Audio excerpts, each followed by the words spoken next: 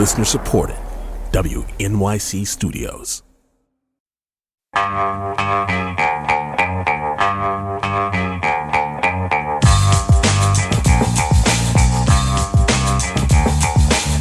It's the Brian Lehrer Show on WNYC. Good morning again, everyone. And if we needed more proof that COVID-19 is a global disease, India's devastating caseload is impacting multiple countries in Africa. COVAX, the global vaccine sharing initiative, would have distributed around 65 million doses to African nations through this month. According to the news site Quartz, they were all set to be manufactured by the Serum Institute of India. For example, Nigeria was set to receive the greatest number of doses through the COVAX program, around 14 million. But that has now been stalled as India focuses all vaccine production efforts for its own citizens for the time being, given the enormity of the crisis there. Here are a few other global vaccination stories that caught our eye. Chile rivals the United States for leading the Western Hemisphere when it comes to vaccinations per capita. 41% of the population there has at least one dose. But they've relied on a Chinese vaccine, which has reportedly proven less effective, and new cases are surging. And the Eastern European country of Serbia has procured 15 million vaccines for a population of just 7 million people, according to the news site DW. Up until recently, Serbia has even been giving out free doses to tourists, about 30,000 tourists in total, it's reported, though that program recently ended. Joining me now to talk about the vaccine rollouts around the world is Emily Rahala, foreign affairs reporter at The Washington Post. Emily, welcome to WNYC. Thanks for doing this. Thanks for having me. And listeners, will open up the phones right away for immigrants from anywhere or anyone else with connections to different countries all over the world. How is the COVID-19 vaccine rollout going in your home country or the country you're otherwise connected to? 646-435-7280. Maybe you just want to say that country's case numbers or talk about COVID politics there. The U.S. isn't the only country where COVID politics have gotten crazy. What are your friends and family members back home telling you about what government officials are or are not doing or saying in order to stem the pandemic or maybe to deny it? We know those people here who think election fraud was real and COVID was fake, right? That's a thing. Is anything like that happening somewhere else that you know? How are your family members or friends or whoever navigating finding a vaccine? How are they ramping up their own personal safety measures? Has the latest resurgence changed people's opinion on their elected officials? Or anything else you want to add to help us report the global COVID story, vaccines or other angles? 646-435-7280. That's 646-435-7280 with Emily Rahala from The Washington Post.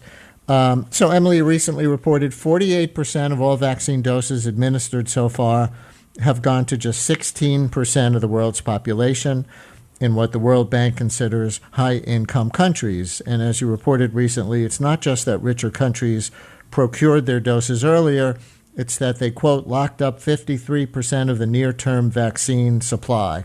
Can you give us some examples of how that fact is actually playing out for people of other countries?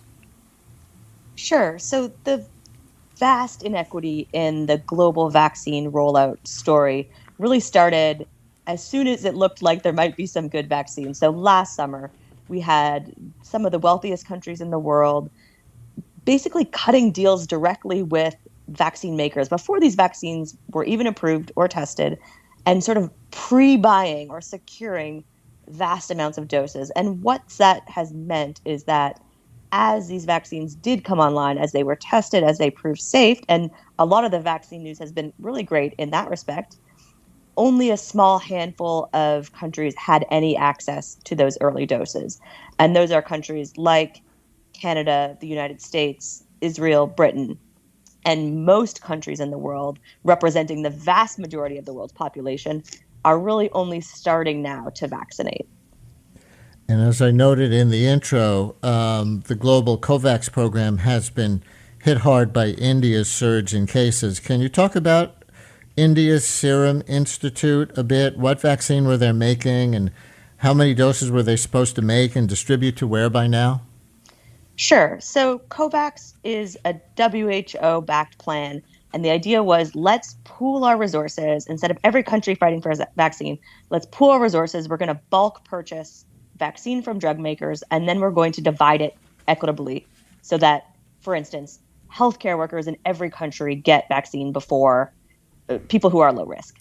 And the vaccine really at the heart of this effort, at least the early part of this effort in Q1, Q2 of this year, was AstraZeneca. And a large share of AstraZeneca for COVAX was going to be made at the Serum Institute in India, a big player in the vaccine world. And what's happened is that this already slow rollout to low and middle income countries has been vastly delayed, put on hold because of what's happening in India. The Serum Institute is struggling to meet local demand in the middle of a really horrible crisis, and that's made it even harder to get vaccines anywhere else. And you cite research from Duke University's Global Health Innovation Center that estimates that 92% of the world's poorest countries won't reach a vaccination rate of 60% of their populations until 2023 or later. Do you want to name? I mean, there's a lot of countries that fall into that category, but any in particular that you think are worthy of mention, maybe because the virus is spreading there in particular ways or anything else?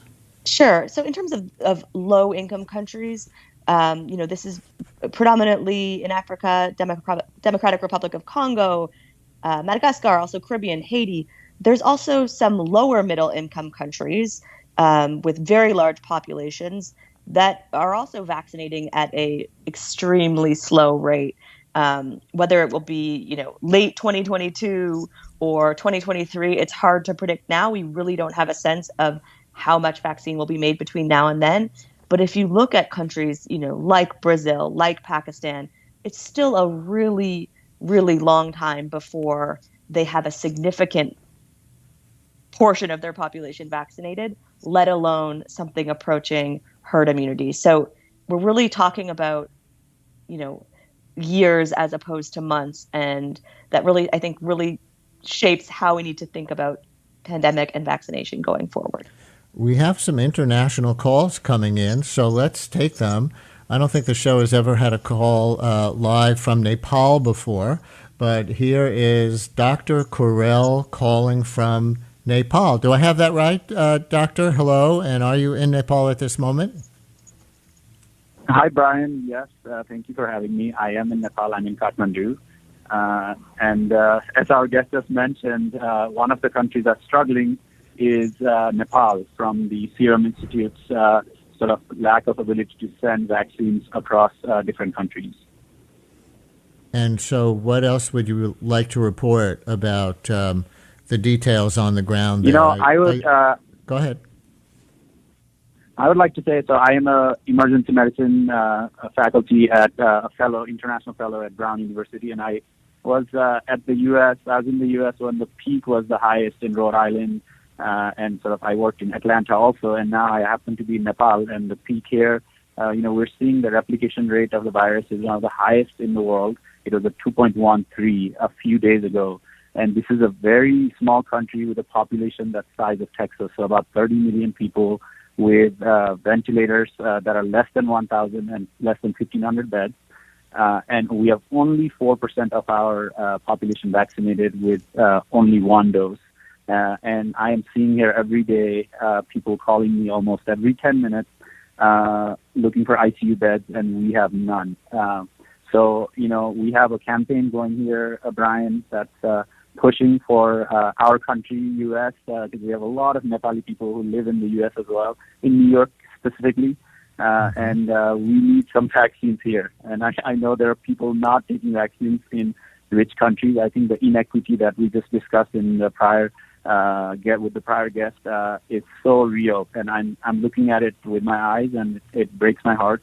And I hope that people in the U.S. specifically can sort of join our campaign, Vaccine for Nepal, also, as well as I know we have plans for India, but Nepal is a small country, and I don't want it to be forgotten in that mist.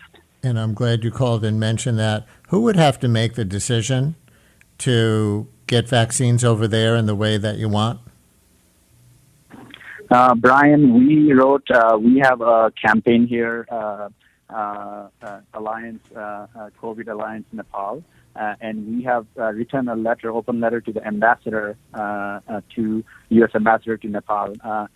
Looks like it will have to go through the executive branch, so Secretary of State and ultimately Kamala Harris or Joe Biden. But the decision for India was made at the executive level, and I hope that there are so many Nepali people there in the United States, Brian, and I hope that we can use some of this public platform to push some of these extra vaccines to come here as well. We are predicting that we might have as much as 200,000 cases a day in the upcoming months if this goes on. And right now, I'm here doing emergency medicine research, and I am in a lockdown, and we are all in a lockdown. But the neighboring districts in India are getting, and you'll not believe this, the positivity rate for testing here is almost 75% in some places, and nationally it's 45% people come positive every day. So I think it's the executive branch, and I hope we can make that push a little bit. And the hashtag for this is vaccine for Nepal. Dr. Karel, good luck there, and thank you for raising people's awareness about the situation in Nepal. Thank you so much for your call. And next we're going to go to Tian in Johannesburg, South Africa. Tian, you're on WNYC. Hello from New York. Hi there. I just wanted to say that as Africans, we took part in clinical trials to get this vaccine. Our tax money went towards the research as well. And yet we look at our TVs and we see our friends in the global north taking vaccine selfies, but yet we're told we have to wait for a vaccine until 2023. There's so much talk about COVAX. We can't depend on COVAX. It's underfunded. It's unaccountable. It can't get us vaccine equity. That must be done mainly by our governments. Our countries in the global north will vaccinate. They will shut borders. And Africa, yet again, will become the continent of a pandemic. We will be known as the continent of COVID. So the call is for countries who are standing in the way of access, like the US, like the EU, like the UK, like Norway, to support the waiver. So pharmaceutical companies can then share the know-how so we can get on with making our own vaccines and not be beholden to charity. That's not how we're going to end this pandemic. Tian, thank you very much. And Emily Rahala, Foreign Affairs Correspondent for The Washington Post. Do you want to comment on either of those first two callers? Sure. I think both points are really important. The first is, the reality that ongoing COVID emergencies elsewhere do not stay within an individual country. They are spreading. We've seen this with India and its neighbors. We've seen it in Brazil, where very high number of cases in Brazil has spread to its neighbors. And I think that's really important in how we frame this as an issue. This is something that's going to affect everyone. They're not isolated cases. On the second question, it raises a really important point about vaccine diplomacy and the choices that the Biden administration is facing. There are a lot of calls from around the world and from within the United States for the administration to do more. And the question is, what does that look like? Is it focused on, for instance, donating surplus doses? The U.S. has secured arguably a lot more than it needs. So where are those doses going? Will they be donated through COVAX? Will they be donated bilaterally, for instance, perhaps to somewhere like India? Or will there be some sort of other diplomatic maneuver? Lastly, as the last caller noted, there are a lot of calls, including from South Africa, from India, for the U.S. to change the way it looks at patents and the way it shares technology to help boost the global supply so that the world isn't sort of scrambling for a limited share of vaccine, but the world is making a lot more very rapidly. Banasha in Brooklyn, you're on WNYC. Hello, Banasha. Hi, Brian. Thanks for taking my call. I'm myself a graduate student here, and I've been able to get vaccinated, but my father and a lot of my family members live in Iran, and there really is no obvious prospect of getting vaccinated anytime soon for them. So just today, my 83-year-old grandmother was somehow able to get the first shot of the AstraZeneca, which was truly amazing news to receive, and we're not even sure how it happened. I think they only started importing the AstraZeneca about a month ago, but it's aside from that, they're getting 10,000 doses of the Sputnik. every few weeks. They're developing a vaccine with Cuba, but it's a country of 80 million, and it's really not looking good. Why do you think, if you have an impression of why, a country that is a significant country in the world, by money and power standards, I think it's fair to say Iran can't get more vaccine than that? I mean, when the vaccine rollout began in the rest of the world, I think there was a lot of talk of the sanctions playing a role in Iran's inability to purchase vaccines. The government claimed that because of the sanctions, foreign banks are not allowed to do business with Iran, and so even though they were willing to purchase the vaccines, they were not able to do so. And I mean, I think that's probably the main thing. And obviously, it is a powerful country, but developing a vaccine in this short amount of time is not an easy thing. And so they're trying to develop their own vaccine, but, Vanessa, it's not clear if it's going to be any good. Thank you so much for your call. Jude in Brooklyn, you're on WNYC. Hi, Jude. Yeah. Hi, Brian. Good morning. Yeah. Hi, Brian. Good morning. Can you hear me? Good morning, Jude. We got you. We hear you. Okay. Thank you very much. I just want to say that in Nigeria, people are getting vaccinated in big cities. Initially, when it started, people were very skeptical because of the report of blood clots from United Kingdom. And then it was more of foreign expatriates that were getting vaccinated, the Chinese, the Indians, the Caucasians. But later on, Nigerians are turning out for it. But the supply hasn't reached other rural areas yet, only the big cities. And most of the young people I spoke with have been able to get vaccinated. At least they've got one dose. But like my parents, my dad is 80, my mom is 70. They are waiting, but they haven't arrived their own location yet. And the story that we started with at the beginning of the segment, that Nigeria was supposed to get 14 million doses from the Serum Institute in India, producing vaccines for export to developing countries. Yep. And now they're holding all those vaccines back, most or all, because of the burgeoning crisis in India. That's affecting Nigeria in particular? For now, it hasn't, but I know it will get it because people are just getting to turn out now. Initially, people weren't turning out. Now people are turning out, and it hasn't even reached all the states. So, like my state was earmarked for 10,000 doses, and the state is about 3 million people. And the entire vaccine Nigeria got is about 3.5 million doses. That's the entire Nigeria got for now. What's the conversation there like, to the extent that you know, about vaccine hesitancy versus vaccine enthusiasm? Yeah, a lot of people are hesitating to get it. Even some medical health workers I know haven't received. And then when I asked them, they said they were scared because they had story of blood clot. But I told them, I was like, the percentage of people who have blood clot is far lower than people who got the vaccine and were fine. So, but I realize a lot of Nigerians are interested now in getting the vaccine. It's they are turning out more than the previous time. Yeah, but just like it's not all over yet. Only much in the big cities. Yeah. Yes, Jude, thank you so much. Call us again. One more, James in Brooklyn, connected to Haiti. Hi, James. Hey, good morning, Brian. Thank you for calling us. What would you like to tell us?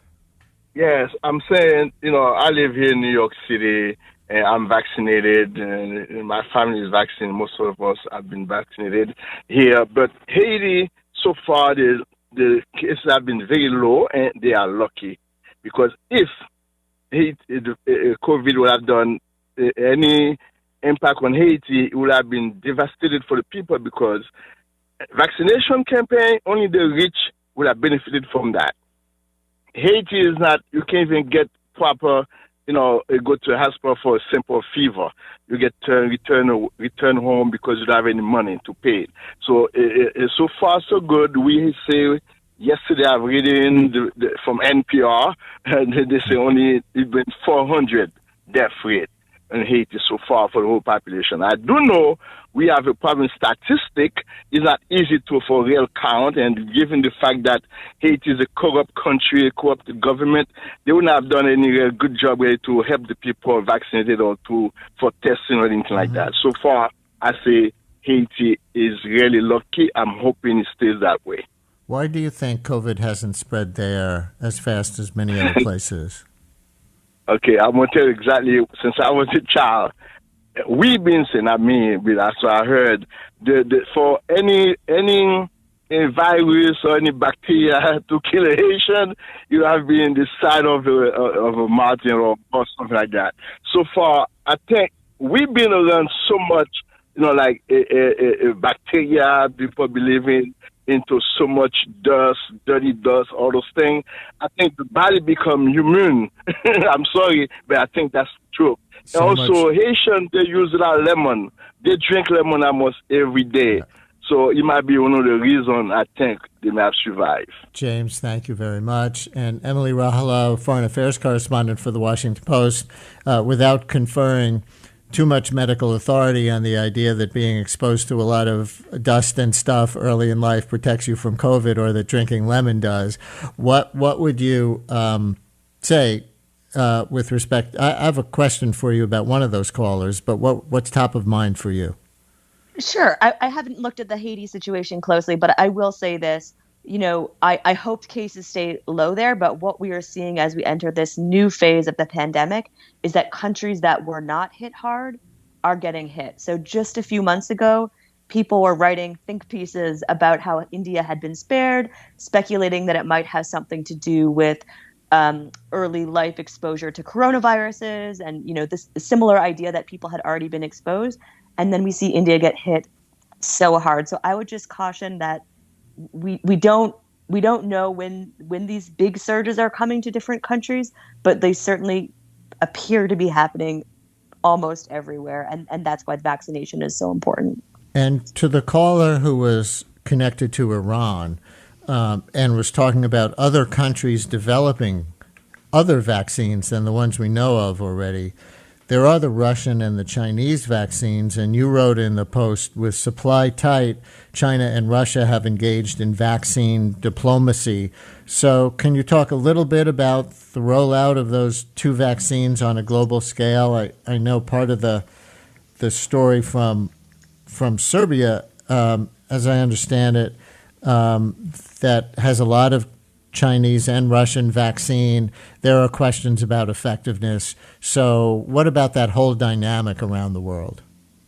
Yeah, exactly. So both China and Russia have, from the early days of the global vaccine rollout, really treated their vaccines as a tool for foreign policy. And that stood in stark contrast to the conversation in the United States, which was under President Trump, explicitly America first, and under the new administration has been effectively America first. The administration has said very directly, we're focused for now on vaccinating Americans.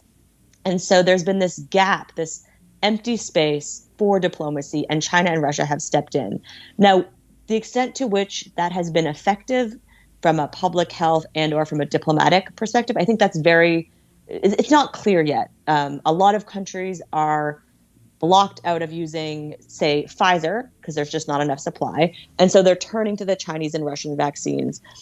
The results from what we know, and there's not complete transparent data for those vaccines, is not as strong as for, say, Pfizer. But that does not mean that they can't and won't have benefit for countries that are in desperate need. And I think a lot of countries are looking at their options and saying, well, maybe this isn't a perfect vaccine, but we need vaccine and we're going to use it. And it will be interesting to see what kind of both health and diplomatic consequences there are to those decisions. Emily Rahala, foreign affairs correspondent for the Washington Post, thank you so much for joining us today and for My keeping pleasure. your Thank you. eyes as broadly around the world as you do. And callers, thanks to you for calling from so many places and connected to so many places.